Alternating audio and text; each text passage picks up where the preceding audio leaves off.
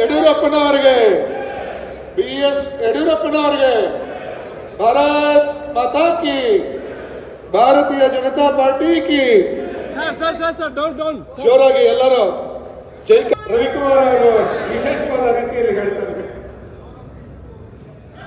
ಭಾರತೀಯ ಜನತಾ ಪಾರ್ಟಿಯನ್ನ ರೈತರ ಪಾರ್ಟಿಯನ್ನ ಮಾಡಿದಂತ ಯಡಿಯೂರಪ್ಪನವರಿಗೆ, ಭಾರತೀಯ ಜನತಾ ಪಾರ್ಟಿಯನ್ನ ನೇಕಾರರ, ಮೀನುಗಾರರ, ದೀನದಲಿತರ ಪಾರ್ಟಿಯನ್ನ ಮಾಡಿದಂತ ಯಡಿಯೂರಪ್ಪನವರಿಗೆ, ಬಿಜೆಪಿಯನ್ನ ಜನಸಾಮಾನ್ಯರ ಪಾರ್ಟಿಯನ್ನಾಗಿ ಮಾಡಿದಂತ ಯಡಿಯೂರಪ್ಪನವರಿಗೆ, ಯಡಿಯೂರಪ್ಪ ಗುರುಗಿದ್ದಾರೆ,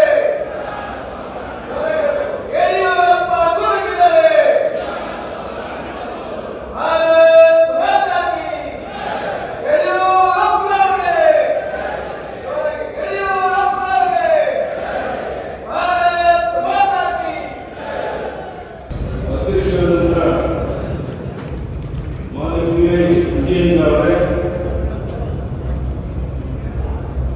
ಕೇಂದ್ರ ಪ್ರವಾಸೋದ್ಯಮ ಮತ್ತು ಸಂಸ್ಕೃತಿ ಸಚಿವರಾದಂಥ ಮಾನ್ಯ ಶ್ರೀ ಗಜೇಂದ್ರ ಸಿಂಗ್ ಶೇಖಾವತ್ ಅವರೇ,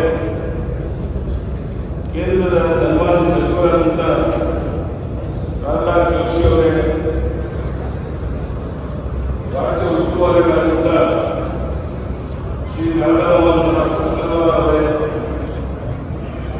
ಮಾನ್ಯ ಶ್ರೀ ಸುಧಾಕರ್ ರೆಡ್ಡಿ ಅವರೇ,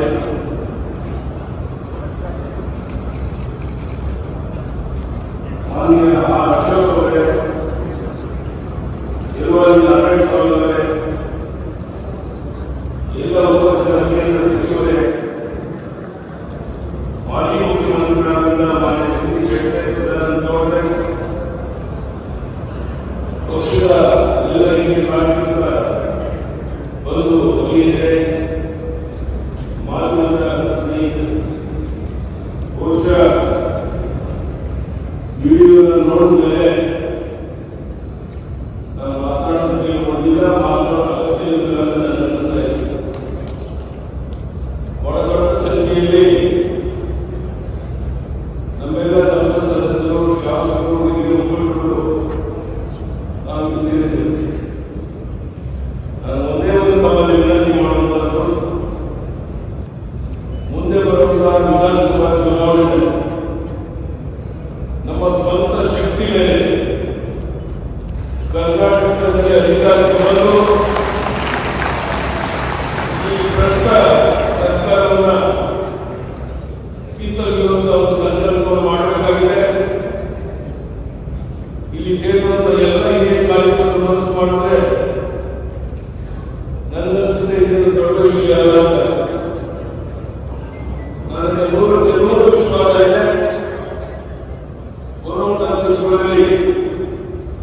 ಈ ಭ್ರಷ್ಟ ಸರ್ಕಾರವನ್ನು ಕಿತ್ತು ಅಭಿವೃದ್ಧಿಪರ ಬಿಜೆಪಿ ಒಂದು ಸರ್ಕಾರವನ್ನು ತರೋದಕ್ಕೆ ನೀವೆಲ್ಲ ಸಿದ್ಧರಾಗಿದ್ದೀರ. ಅದೇ ರೀತಿ ವಾತಾವರಣವನ್ನು ನಾವೀಗ ನೋಡ್ತಾ ಇದ್ದೇವೆ. ಒಂದು ವೇಳೆ ನಾನು ಏನಾದರೂ ಹೇಳ್ತಾ ಇದ್ದೇನೆ, ಸಾಧನೆ ಮಾತಾಡಬೇಕು, ಮಾತಾಡದೆ ಸಾಧನೆ ಆಗಬಾರ್ದು.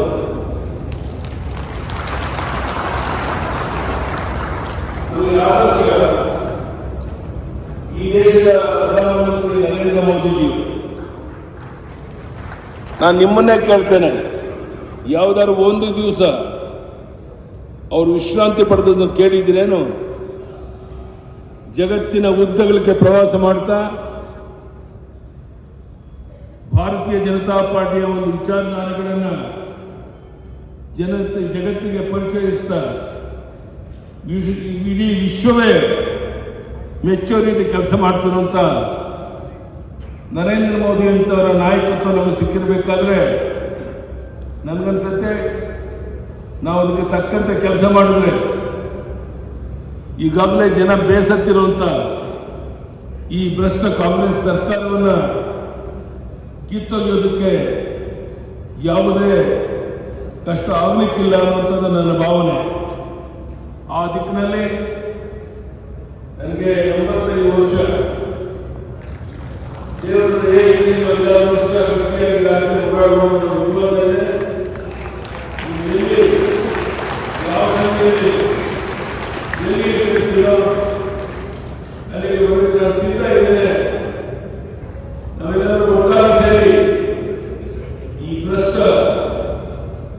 ಕಾಂಗ್ರೆಸ್ ಸರ್ಕಾರಗಳು ಕಿತ್ತೊಗೆಯುವ ಒಂದು ಸಂಕಲ್ಪ ನಿರ್ಧಾರ ನೀವು ಮಾಡಿದ್ರೆ ನಾವು ಇಲ್ಲಿ ಸೇರೋದಕ್ಕೆ ಸಾಕು ಆಗುತ್ತೆ ಅಂತ ತಿಳ್ಕೊಂಡಿದ್ದೇನೆ.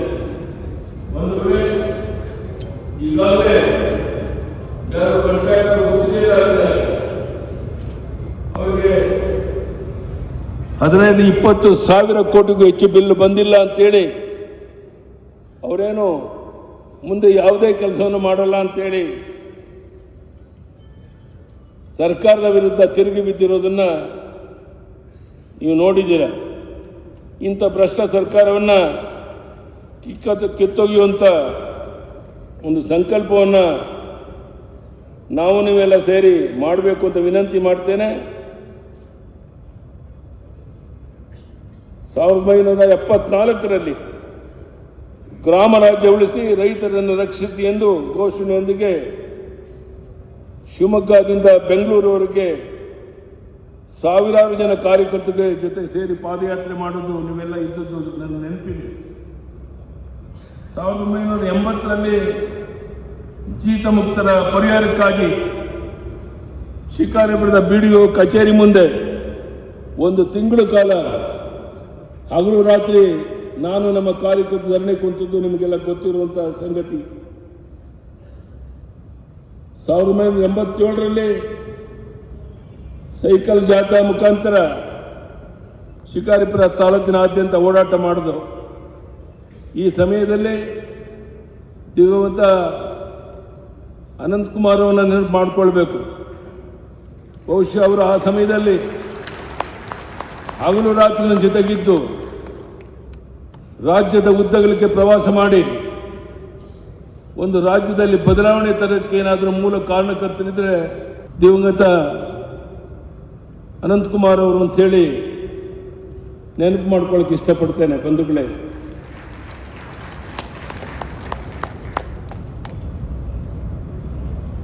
ಸಾವಿರದ 1998ರಲ್ಲಿ ತಲಕಾವೇರಿಯಿಂದ KRS ವರೆಗೆ ರೈತ ಜಾಥಾ, ರೈತರಿಗೆ ನಿರಂತರ ವಿದ್ಯುತ್ ಪೂರೈಕೆಗೆ ಆಗ್ರಹಿಸಿ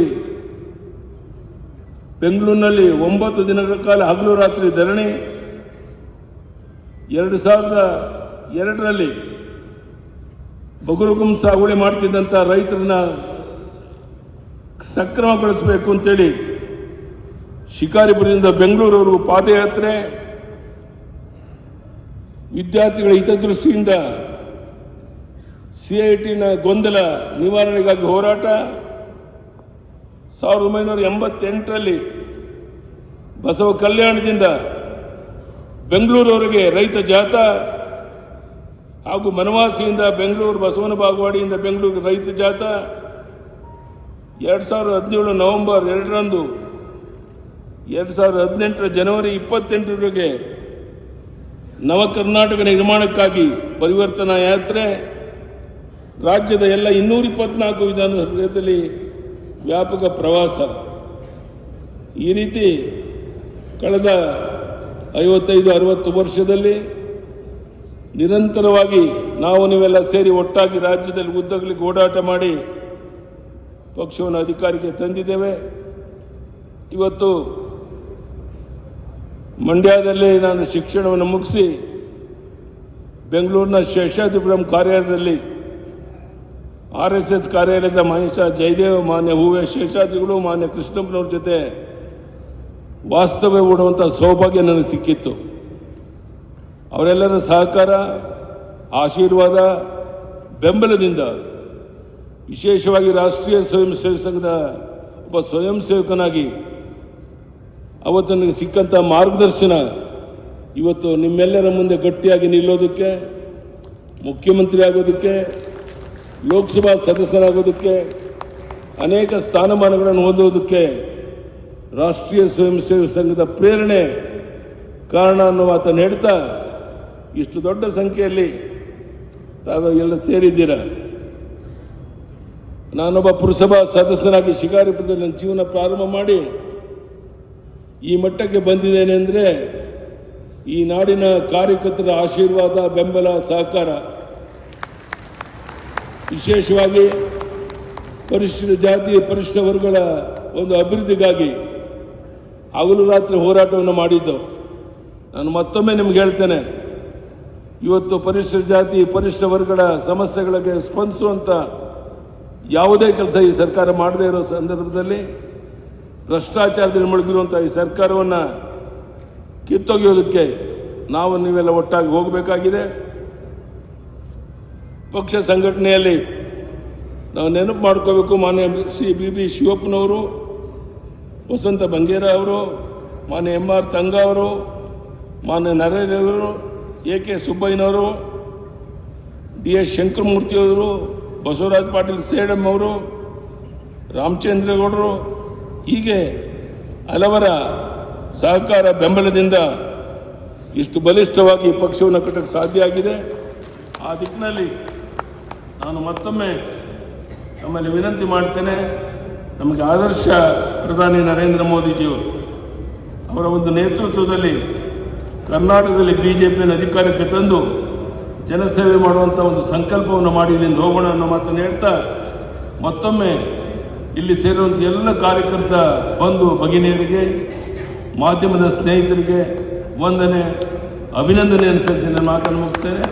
ಧನ್ಯವಾದಗಳು. ನಮಸ್ಕಾರ.